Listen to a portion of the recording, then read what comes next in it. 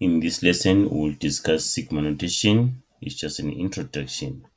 We're going to learn more about sigma notation with arithmetic series and geometric series. Right. This is a Greek symbol called sigma.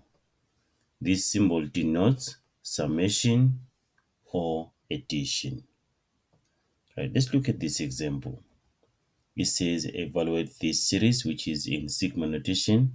So what is the meaning of this? So we have this part here. This represents the general term. This represents the general term. So it means we have to find the sum of a sequence with the general term of 2n plus 3. And then what is the meaning of this number? What does it tell us? It means that we have to substitute from 1 into the general term. We're substituting 1 followed by 2, 3, 4, and so on. So we're going to be substituting 1 into the general term, then we substitute 2, then we substitute 3, like that. And then what about the number above the sigma symbol?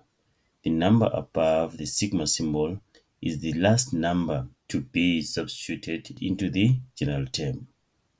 So it means here we're going to substitute 1, 2, 3, 4, 5. The last number to substitute will be 6. Right, let's do this in detail. So it means here, this is going to be, we're substituting 1 to get the first term of the series. So it's 2 times 1 plus 3. Then plus, and then we substitute 2 plus, then we substitute 3, then we substitute 4, then we substitute 5. Then the last number that we substitute is 6. So we're substituting from 1 up to 6. Right? And then what we have, 2 times 1 plus 3, that is 5. 2 times 2 plus 3, that is 7. 2 times 3 plus 3, that is 9. 2 times 4 plus 3, that is 11. 2 times 5 plus 3, that is 13.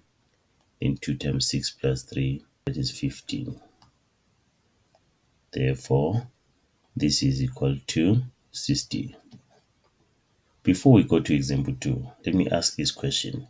How many terms did we add here? How many terms did we add here? We added how many terms? 1, 2, 3, 4, 5, 6. Now, how do we get the number of terms from sigma notation? We have to remember this formula.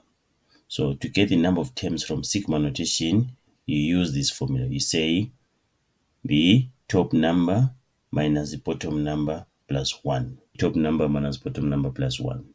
So in this case, it's going to be 6 minus 1 plus 1, which is 6 terms. Right. So for all our examples, we're going to be finding the number of terms from sigma notation. Let's do example 2. This is the general term of the series, and then we're going to substitute from 0, then substitute 1, 2, 3, 4, and then the last number to substitute will be 5. So we're going to have something like this. So we're going to substitute 0 from here. That's the first number to substitute. Then plus, substitute 1, substitute 2, substitute 3, substitute 4, and the last number to substitute will be 5.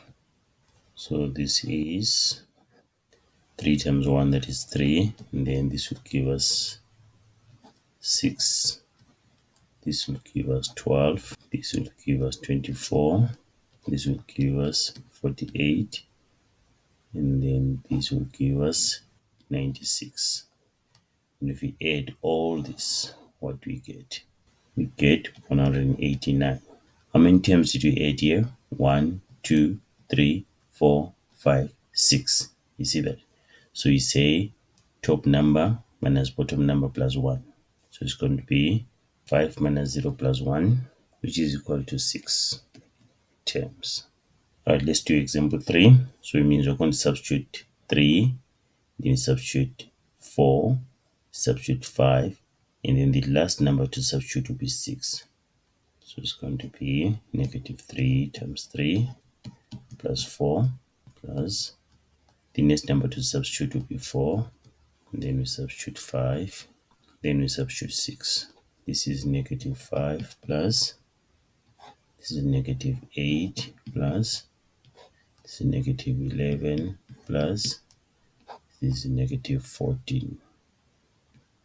We can just say negative 5 minus 8 minus 11 minus 14. Then what do we get? If we add all this, we get negative 38. Then the number of terms, say top number minus bottom number plus 1. So it's going to be 6 minus 3 plus 1. 6 minus 3 is 3. 3 plus 1 is 4. See that?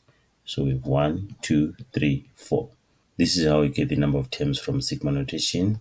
And also now we understand what sigma notation is all about.